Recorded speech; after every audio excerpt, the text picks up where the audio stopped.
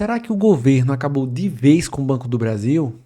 Ou será que estamos diante de uma oportunidade histórica entregue pelo medo? Hoje iremos avaliar o cenário no qual o banco está inserido e entender se vale a pena ou não investir no banco e se realmente é uma oportunidade ou o risco não vale o baixo preço que está sendo cobrado pelos ativos do Banco do Brasil. Se você gosta de análise sem sensacionalismo, já aproveita, se inscreve, curte esse vídeo para ele ter mais alcance e entregar esse tipo de conteúdo para mais investidores, pessoas que buscam ali entender sobre o mercado financeiro. É isso, venham comigo, cordeirinhos e cordeirinhas, e vamos iniciar aqui pela análise do banco. O Banco do Brasil está prestes a lançar o resultado do terceiro trimestre de 2025. Mas vamos iniciar nossa análise com os pontos mais importantes apresentados no segundo trimestre desse ano. Vamos então para o relatório divulgado pelo banco. Bom, nessa parte temos as principais informações. A empresa é uma empresa de lucros bilionários, sendo aí no segundo trimestre 3,8 bilhões. Esse valor impressiona por estar nessa casa de reais, entretanto ainda é um valor bem inferior comparado a seus pares. Essa parte do relatório ela é um pouco chatinha de você entender, porque ele dá valores, mas ele não compara muito com outros períodos. As despesas administrativas do banco aumentaram. O indicador de inadimplência do banco acima de 90 dias acabou aumentando. Isso é péssimo, porque esses clientes que passam 90 dias sem pagar, eles tendem a demorar ainda mais para quitar suas dívidas.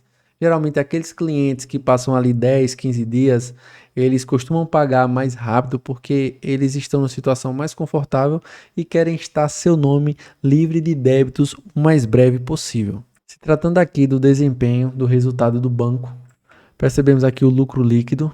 O custo de crédito houve um aumento, então isso é péssimo. O banco ali está com um crédito maior. A questão das despesas administrativas também mais alta.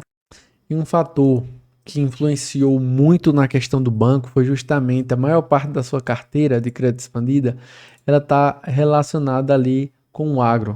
Na verdade, uma das maiores, né? A PJ, em seguida pelo agro e depois a pessoa física, sendo que o agro foi muito impactado no ano de 2025 por questões geopolíticas e comerciais. O retorno sobre o patrimônio líquido do banco caiu consideravelmente, sendo que antes ele estava num valor ali muito bom. Geralmente valores acima de 15% são valores assim satisfatórios, mas quando esse valor ele cai ali abaixo de 10, principalmente para um banco, acaba se tornando preocupante para um investidor. E o seu preço pelo valor patrimonial ele acabou caindo também. Quanto maior o risco do banco, mais esse valor tende a diminuir. Na figura 2 é possível observar a distribuição aqui das receitas de crédito do Banco do Brasil. Perceba que é um banco onde o agronegócio é muito forte. Já na figura 3 mostra a distribuição da carteira de crédito expandida. E perceba que nessa parte de crédito expandido o agronegócio tem um percentual ainda maior no banco. É possível notar também aqui na tabela 29 que houve uma diminuição na receita de prestação de serviços do banco.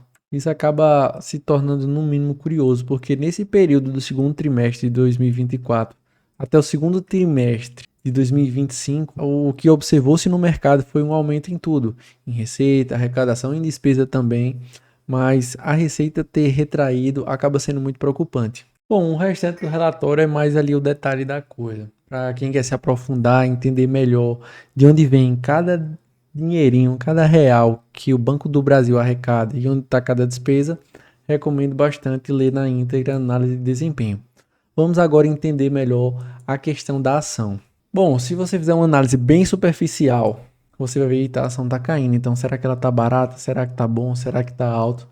Esse gráfico, esse valor, ele não nos diz muita coisa. A única coisa que isso aqui nos revela é quanto o mercado está disposto a pagar por aquela empresa. Não necessariamente quer dizer que ela é boa, que ela é ruim, que ela é confiável ou não, porque o mercado não usa uma lógica definida. Existe uma expectativa, mas se houvesse uma previsibilidade de como o mercado vai funcionar, ninguém perdia dinheiro na bolsa de valores, todo mundo ali só ganhava. Então, é importante entender outros fatores, outros números e índices para poder ter uma decisão ali assertiva. Vamos então aos índices fundamentalistas do Banco do Brasil. Agora vale notar que se comparar aqui um ano o banco caiu 15%. E a pessoa que comprou no topo aqui, ó, 14 de maio, ela chegou a perder 31% e também perdeu 38%. Isso, claro, se ela tivesse comprado na alta e vendido aqui na mínima. Mas seguimos aqui então para os índices do banco. Os primeiros a observar são PL, PVP e o Dividend Yield. O Banco do Brasil, como é bem sabido, é um banco estatal, então esse é um dos principais fatores que fazem com que as ações do banco elas valorizem. O Brasil ele vive uma crise política e financeira muito grande, onde o país acaba sempre gastando mais do que arrecada, não tem um compromisso fiscal. Isso acaba abalando todo o mercado e os investidores ficam com receio de que se alguma coisa pior acontecer, o governo ele vá atrás das estatais dessas empresas para poder prejudicar ali, digamos, suas operações e tapar esse buraco que o governo vem deixando nos cofres públicos. O dividend yield é um dividendo ok, tá? É inclusive acima da média para a maioria das empresas, mas o que mais chama a atenção aqui nesses índices é o P sobre o VP, que é o preço sobre o valor patrimonial. Quando esse valor está abaixo de 1, quer dizer que a empresa ela está sendo vendida por menos do que seu patrimônio. Exemplo, uma empresa que possui o patrimônio de R$ 1 milhão e ela está sendo vendida por R$ 640 mil. Só que você não está comprando só os um milhão de reais de material que eu tenho ali. Você está comprando já o CNPJ, a operação, todos os aplicativos, softwares, toda a equipe, toda a gerência. Você está comprando toda a estrutura do negócio e além disso você está comprando ela por um valor abaixo do que somente o patrimônio da empresa. E não 10% abaixo, mas 36% abaixo de quanto essa empresa tem de patrimônio. Então, você me pergunta, Álvaro, tá barato, eu vou comprar a empresa, vale muito a pena. Calma, vamos entender um pouco mais para não tomar uma decisão meramente por impulso e precipitada.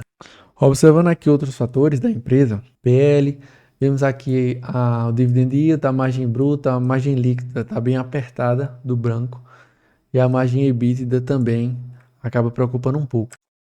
Vê, quando olhamos aqui para o ROI, é um retorno muito baixo para esse setor, onde a renda fixa tem trazido um retorno melhor ainda para o investidor no curto prazo. Isso não quer dizer que o Banco do Brasil não preste simplesmente porque o ROI dele está baixo, mas que no momento o banco realmente vive uma crise. E essa crise é justificada pelo preço que a ação está sendo vendida. O ROIC aqui também negativo, inclusive. Tomando aqui o índice base zero do banco, podemos perceber uma queda desde 2020, onde ele acaba se tornando aqui abaixo dos setores. E comparando com o Banco Itaú, que é o maior banco da América Latina, é percebível que ele está bem abaixo.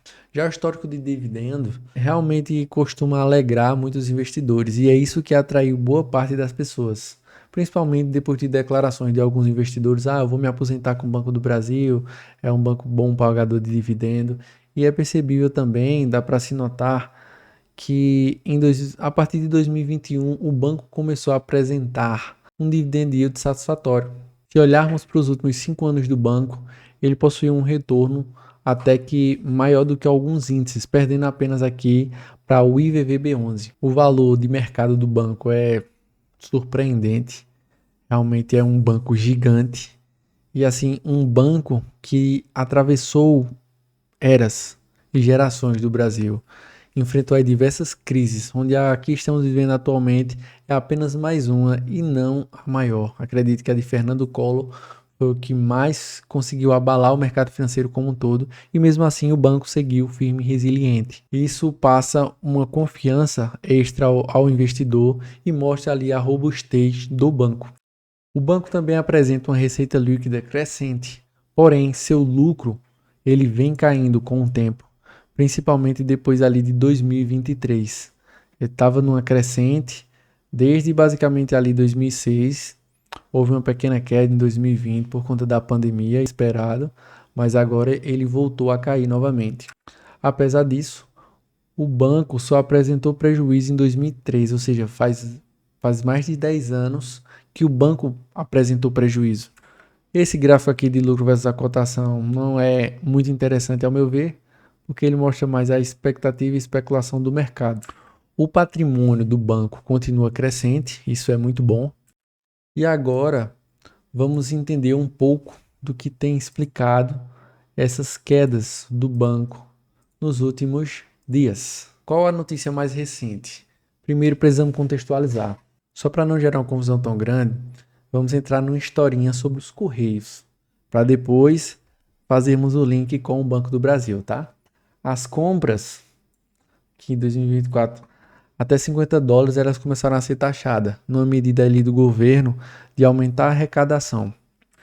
E como bem se sabe, muitas pessoas compravam muito material, muitos eletrônicos, roupas, principalmente de países como a China, que conseguiam oferecer esses produtos por um preço mais competitivo, mais barato e mais acessível à maior parte da população brasileira. E essas pessoas acabaram diminuindo suas compras em virtude dessas taxas que realmente limitavam a viabilidade daquela compra. Porque pense, alguém que realmente precisa comprar um item, ele vai comprar onde for mais barato. Mas aquelas compras que as pessoas faziam por impulso, poxa, tá uma oportunidade, tá muito barato. Essas pessoas deixaram de fazer essas compras, porque elas param e pensam, poxa, não vale a pena eu abrir mão desse trocado para fazer essa compra se esse preço nem tá tão bom assim. Com a diminuição dessa compra, consequentemente, os Correios acabaram diminuindo também sua receita.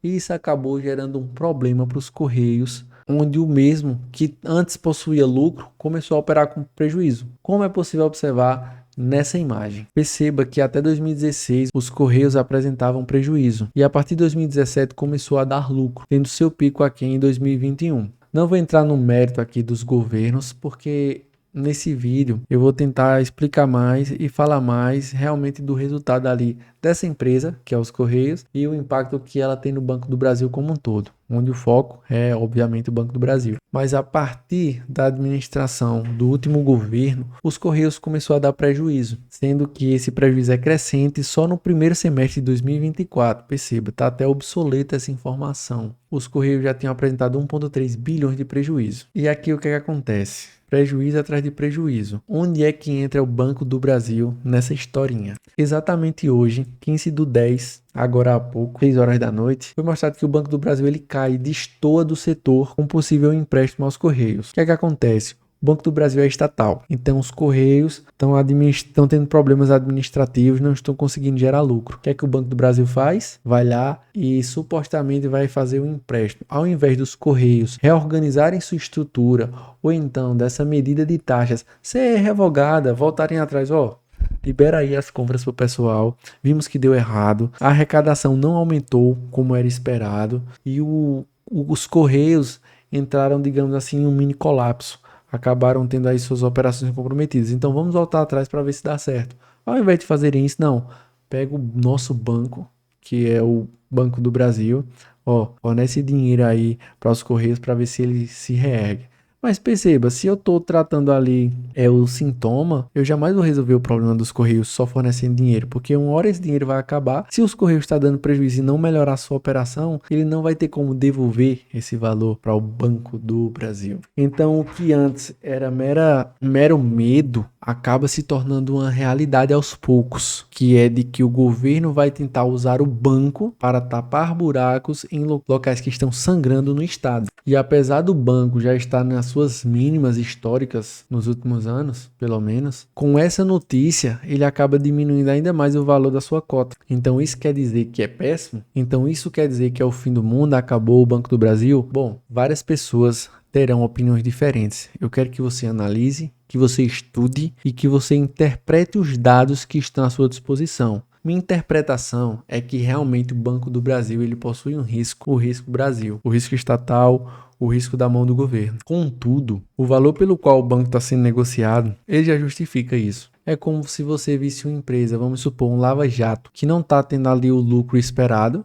apesar de estar dando lucro. Voltei para o Banco do Brasil, tá? Para você não se perder. Você tá vendo aquele Lava Jato, ele tá dando lucro, mas tem alguns problemas ali na administração que causam insegurança. Mas se você pegar o local daquele terreno, a infraestrutura de Lava Jato, os equipamentos que tem ali, só isso comparado para o que ele está sendo vendido, está sendo basicamente uma doação. Então na nossa carteira, rumo a R$ 1 milhão investidos, iremos adicionar o Banco do Brasil. Ele será a nossa primeira estatal e é importante você perceber que essa é uma decisão muito particular. Existem alguns investidores que não investem em estatal de forma alguma, para ter mais tranquilidade e segurança. Porém, eu acredito que o banco vai superar essa crise como já superou todas as outras até o momento e que esse momento é uma oportunidade de você comprar ali participação naquela empresa por um valor menor do que ela vem sendo negociada. Claro, não perca a mão, não se afobe, não faça do Banco do Brasil uma posição extremamente alta e relevante na sua carteira. Por exemplo, eu possuo alguns bancos na minha carteira particular